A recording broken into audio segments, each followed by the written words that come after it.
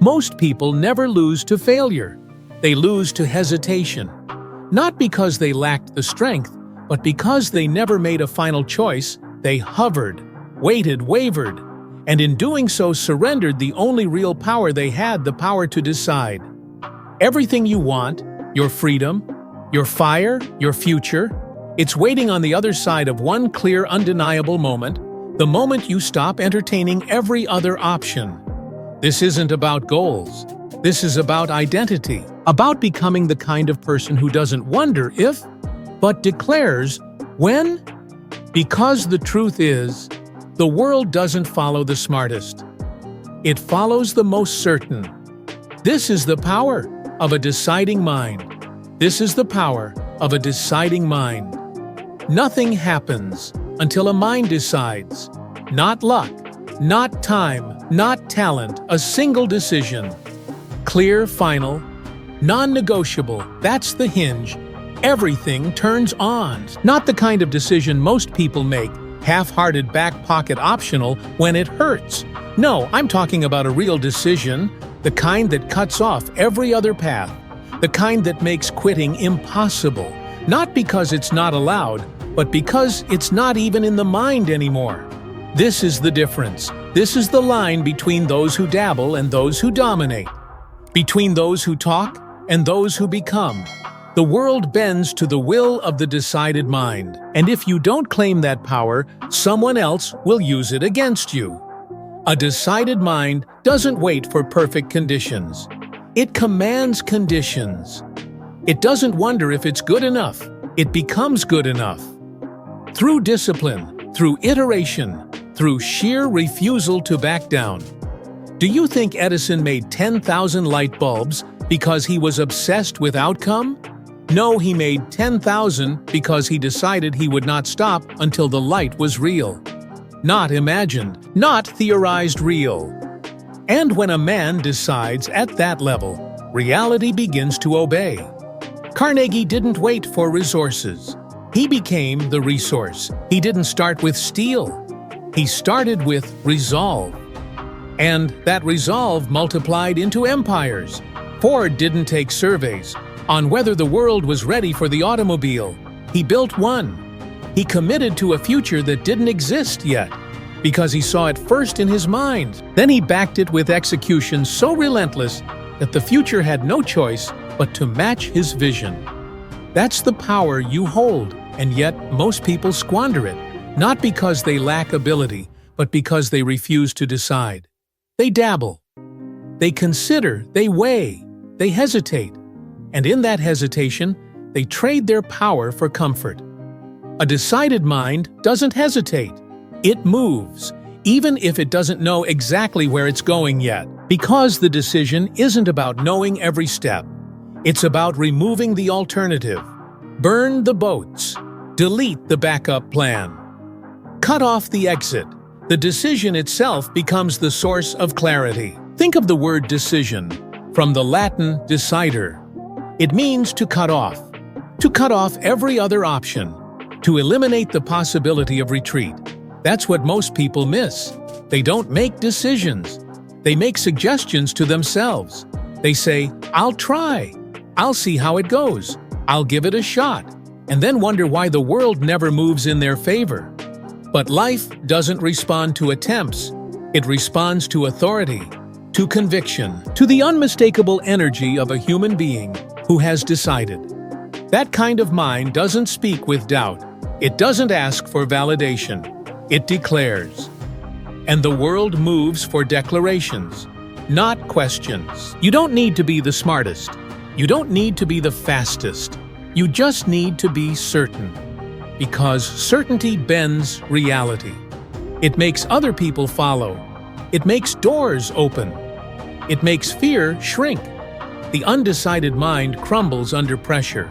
The decided mind uses pressure as fuel because it's already chosen its path. And the thing about pressure is this: it doesn't create your character, it reveals it. If you break, it's because you never really committed. If you fold, it's because the door to escape was never locked. You didn't decide, you negotiated. And decision and negotiation cannot live in the same house. So ask yourself, what are you still negotiating with? Your comfort, your past, the opinions of people who don't live your life, your own fear of judgment. Every time you hesitate, you give power to those things. Every time you delay, you reinforce the idea that your goal is optional. And every time you back down, you teach your subconscious that your word is weak. But a decided mind rewires that. It says, "This is who I am now. This is what we do. This is non-negotiable." And when your identity aligns with your commitment, everything changes. The reason most people stay stuck is not lack of clarity. It's lack of courage to commit. They pretend they're waiting for more information, more signs, more money, more time. But underneath all that is one truth. They haven't decided who they are yet. They're still bouncing between identities, between who they were told to be and who they know they could become. And that gap, that limbo, is the most exhausting place in the world. Because when you haven't decided, everything is heavy. Every task, every conversation, every thought. You're constantly re-evaluating a path you haven't even started walking on. But the moment you decide, the fog lifts, the weight shifts, the direction sharpens. Not because everything becomes easier, but because you've eliminated distraction. And with it, you've reclaimed your mental power. This is the power of a decided mind. It cuts through fear. It commands focus. It moves with purpose. It doesn't wonder if it's worthy. It doesn't wait for permission. It doesn't look back to see who's clapping. It plants the flag. It draws the line, and it walks forward like the ground will rise to meet it, because it always does. Because when you move with decision, you activate something deeper than logic. You access something primal, instinctual, immortal. You tap into the will that built empires, that carved roads through mountains, that turned thoughts into towers, dreams into industries, and ordinary humans into legends. A decision without belief is just noise. It has no weight, no gravity, no anchor to hold it in the storm. That's why belief is the next layer of a decided mind. Not hope, not empty affirmation, but inner certainty. The kind that isn't shaken by delay or denial. Because belief is not a feeling, it's a choice backed by repetition. It's what you choose to focus on, again and again until your subconscious has no room for contradiction. You don't believe in yourself because you want to. You believe in yourself because you keep showing up. Because your actions prove to your mind, this is who we are now. That's the bridge between decision and transformation. Action that aligns with belief. The mind is programmable, and the question is, never will it be programmed, it's who will do it. Your fears, your parents, your past, the world, or you. Because if you don't take control of the inputs, you don't get to complain about the outputs. And here's what most don't realize. Belief is not just built-in victory. It's built in the valley, in the quiet days, in the moments where nothing seems to be working, and yet you choose to keep going anyway. That choice, that self-leadership, that's how belief is forged, not found. Think of Henry Ford. When he said, "Whether you think you can or you think you can't," you're right, he wasn't being clever. He was laying down law, because your belief system determines the boundaries of your action, and your actions carve the limits of your life. If you believe you're average, you will never give the world your greatness. If you believe you're stuck, you will never reach for the tools that could free you. But when belief locks into decision, and decision locks into vision, now you're no longer trying to be motivated. You're activated. You're tapped into something deeper than emotion. You've created a new identity. And identity is the strongest force in human behavior. We always act in alignment with who we believe we are, not who we wish to be. Not who we try to be, but who we've decided to become. So who have you decided to become? Not someday, not maybe now, not a version shaped by fear, not one sculpted by the wounds of your past, but one that stands on vision sharp, non-negotiable, unshakable. A person who no longer chases clarity because they carry it. A person who doesn't get pulled into distractions because their vision is too loud to be drowned out by noise, because that's what vision is. It's the lens you filter the world through. And when your vision is clear, your energy becomes weaponized. Your no becomes immediate. Your yes becomes powerful. And your direction becomes inevitable. A person with vision doesn't need to be pushed. They're pulled by the outcome they've already seen. Because vision isn't fantasy. It's future memory. It's the snapshot of who you could be experienced now, with so much emotional intensity that it pulls you forward even when the path disappears. This is what Carnegie saw before he built. This is what Disney saw when others saw cartoons. This is what Mandela saw when the world only saw bars and shadows. They didn't have certainty. They had vision, and they decided to believe it more than their fear. That's what it means to walk by faith. Not blind faith, but disciplined vision, faith built on principles. Faith backed by work. Faith that says, even if I cannot see it, I will become it. Now listen closely, because this is where most people fail. They don't protect their vision. They expose it too early. They invite criticism before their roots are deep.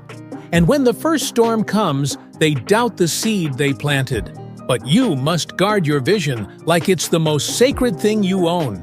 Because it is. You don't plant a seed and dig it up to check its growth every day. You water it. You shield it. You give it time. That's what belief does. It nurtures the unseen. It invests in the invisible. It honors the process. And when you combine that belief with unwavering decision, you become untouchable. Not because nothing hits you, but because nothing shakes you. So here is the rhythm of a decided mind. Decide who you are. Believe it before the world sees it. Hold the vision with discipline and align your action without exception. You don't wait for the mood. You build a system that honors your future. You don't need to feel confident. You train your body to move regardless. You don't ask for the world to understand. You act until they have no choice but to watch. Because when belief, vision, and action converge, results become inevitable. It doesn't happen overnight, but it does happen daily. In your choices, in your rituals, in your unshakable commitment to that version of you who no longer wavers. You won't always feel ready. You won't always feel inspired. But when your identity is rooted in decision and your vision is fueled by belief, you don't need motivation. You become momentum. And once you become momentum, there is nothing, no delay, no doubt, no obstacle that can outrun the person who simply refuses to stop. So now you've decided, now you've believed, now you've seen it in your mind. But what comes next? Purpose, because decision without direction becomes noise. Belief without purpose becomes burnout. Vision without meaning fades the moment. Resistance shows up. Purpose isn't about what looks good on paper. It's not your job title. It's not your social following. It's not applause. Purpose is what makes you continue when no one is watching, when the money isn't flowing, when the progress is invisible, when the path gets darker instead of clearer. Purpose is the fire that doesn't go out, not because it's loud, but because it's rooted. And without it, your discipline will die. Discipline, that sacred bridge between intention and reality. You can decide. You can believe. You can dream in 4K resolution. But if you don't do the work, nothing moves. If you don't act on the days you don't feel like it, your identity will crack. Discipline is the language the world actually understands. Not hype, not vibes.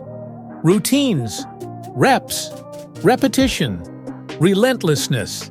It's what you do when your feelings say stop and your purpose says continue. Think about this.